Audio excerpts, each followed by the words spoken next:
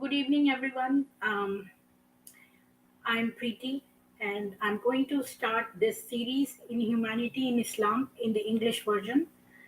Without delay, let's go on. In the series, the first one, I'm going to do a video on cruelty in Islam towards babies. So, now for that, I will show you I'll share with you.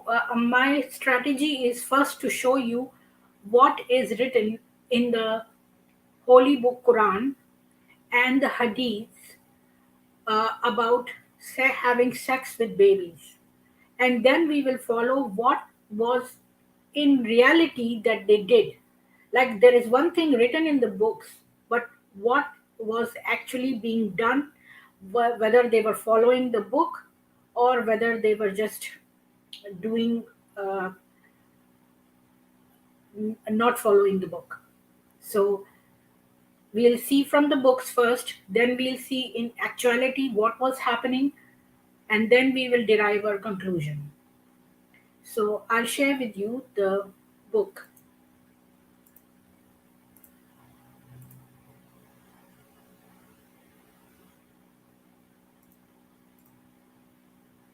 So this is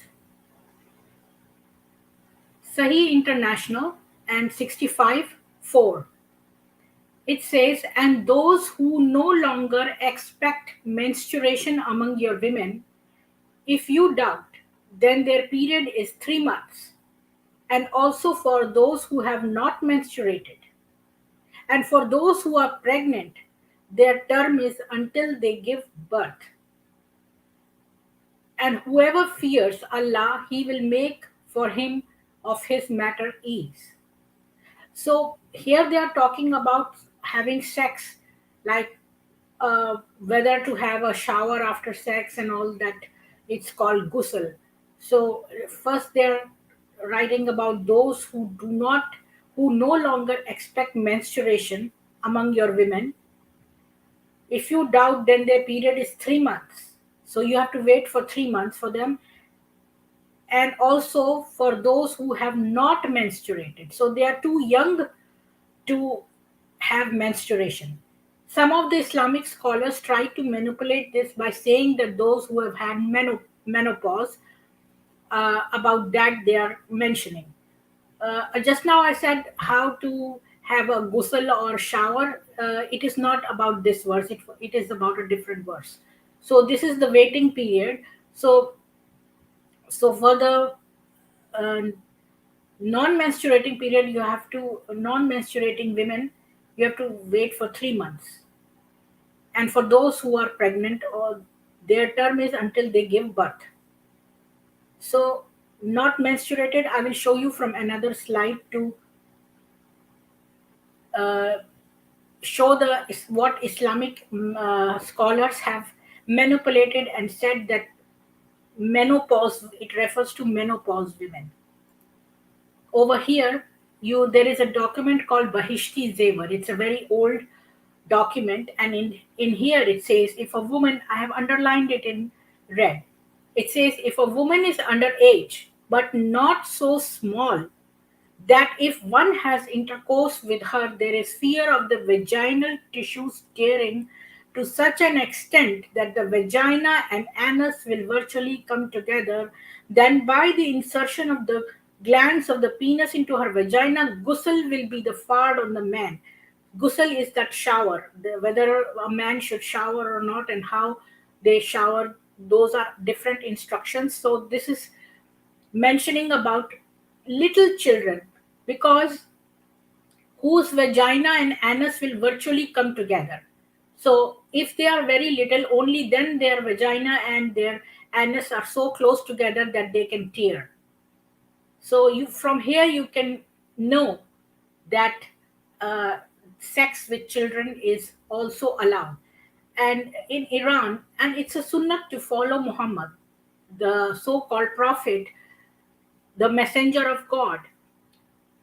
And since Muhammad took a 6-year-old Aisha and had and molested her, he used to put his tongue in her mouth. Muhammad also had two little nephews, Hussein and Hassan, who used to come and sit on his lap, and he used to put his tongue in their mouth. So he used to molest little children and especially little girls. I'll come to Aisha. But here I'm talking about the book, whether it is mentioned in the book or not. And here we find the proof that it is written in the book that sex can be performed with little children. Then we come to this book called Sahih Bukhari, and in which, uh, in volume 7, book 62 and number 64, it's narrated by Aisha. So Aisha is herself narrating, because once you show the proof, this same verse is given in many places. It has been, hadiths are what are narrated in a chain conversation from one person to another. So the same hadith can be found in many places, and if you quote them to Muslims, they always are apologetics. Muslim apologetics often say that we don't believe this hadith. But you have to know that Sahih Muslim and Sahih Bukhari are Sahih. Sahih means authentic. So these are the authentic hadiths. And in this hadith, Aisha herself is saying that the Prophet married her when she was 6 years old, and he consummated his marriage when she was 9 years old, and then she remained with him for 9 years. So, and when Aisha was 6, he married her, but he consummated the marriage when she was 9. And when she was 18 years old, Muhammad died.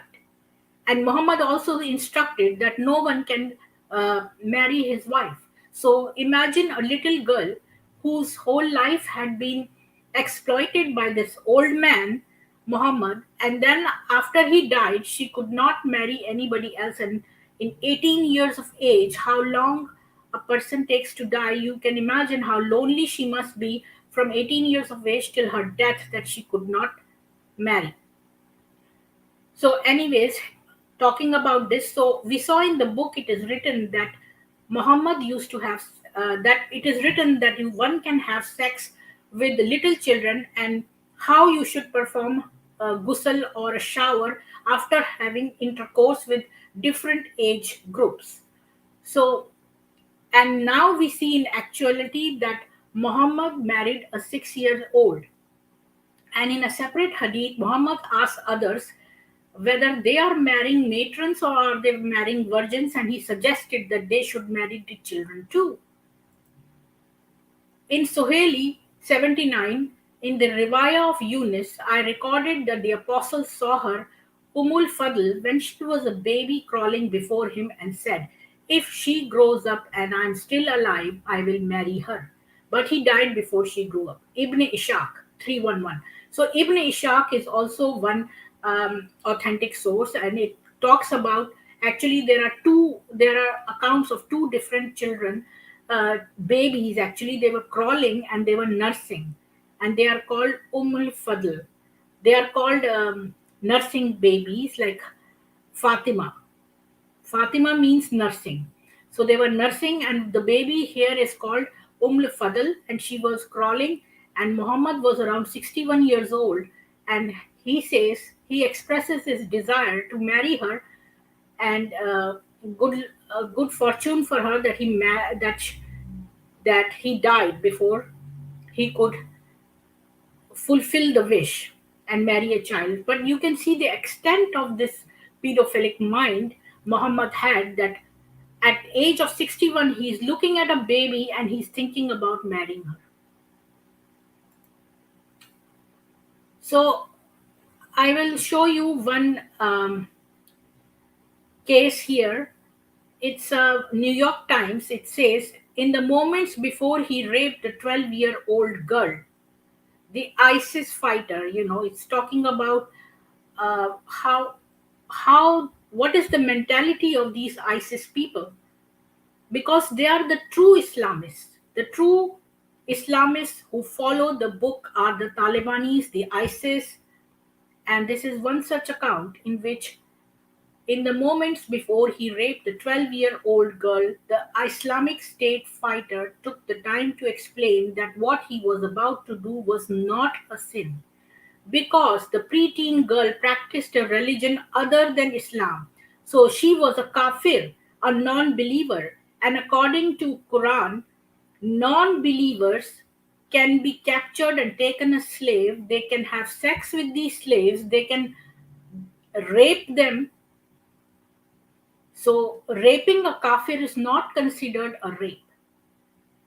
So, because the preteen girl practiced a religion other than Islam, the Quran not only gave him the right to rape her, it condoned and encouraged it, he insisted. He bound her hands and gagged her. Then he knelt beside the bed and prostrated himself in prayer before getting on top of her. When it was over, he knelt to pray again, bookending the rape with the act of religious devotion. I kept telling him it hurts. Please stop, said the girl, whose body is so small an adult could circle her waist with two hands. He told me that according to Islam, he is allowed to rape an unbeliever. He said that by raping me, he is drawing closer to God. She said in an interview alongside her family in a refugee camp here to which she escaped after 11 months of captivity. So you can imagine little girls being raped by these old men, and they think that they are doing a favor, that they are following their religion, and their religion gives them freedom to rape any non believer.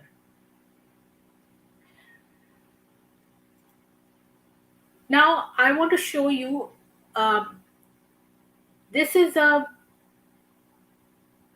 publication in which it talks about rape and the prophet. It says that a woman is raped every 3 hours in Pakistan, and 65% of them are underage, and 1 in 4 is a victim of a group rape. And according to Hina Jilani, a lawyer working for women's rights, that is not the worst of it. If a woman is raped but has no evidence to prove it, the very fact that she had admitted to the sexual act may lead to her own prosecution for adultery or fornication. So you can see in Pakistan, 65% of underage girls are rape victims, and 1 in 4 is a victim of a group rape. And according to Islam, 4 people have to witness. 4 women have to come as a witness for a woman. So a rapist can never prove that she was raped, and she will be charged with adultery, with fornication. It's called zina. So we will see that in cruelty to women further. But here I'm only talking about minor children, and this is a very high percentage of 65% is a pretty high percentage of raping little girls. So this was the end of my video for cruelty towards babies. It is a very, very serious thing. It's a very serious crime. Crime against children is crime against God. And I have shown you few slides, but I have shown you that the book, the Islamic book, prescribes. It mentions about having sex with little children and how to shower afterwards. And we have also seen that the messenger of God, Muhammad, he raped several minor kids, and it is a sunnah to follow the messenger of God, which means that every Muslim has been given a right to marry a 9-year-old girl, and that's why in Iran there is a law that a 9-year-old girl is legal to marry. It's the legal age to marry. So it is a systematic exploitation and systematic abuse of babies, and we have to do something about this. It involves so many. It involves a very large population of babies, and they are at risk. And we are the adults. We have to ensure their safety. So this is something I'm making for your awareness. Because one time I went to this adoption center because I don't have children, and there was one woman there, a couple. They were from Iran, and I was so shocked. The adoption center may not know these things, that adoption is not allowed in a Muslim community, and a father can rape his own adopted daughter. So this is something that everybody should be aware about. Anyways, you have a good day, and I hope that I did something to increase your knowledge or awareness. So I'll meet you in my next stream. Thank you and have a good day. Please don't forget to share my video and like it and subscribe to my channel. Bye.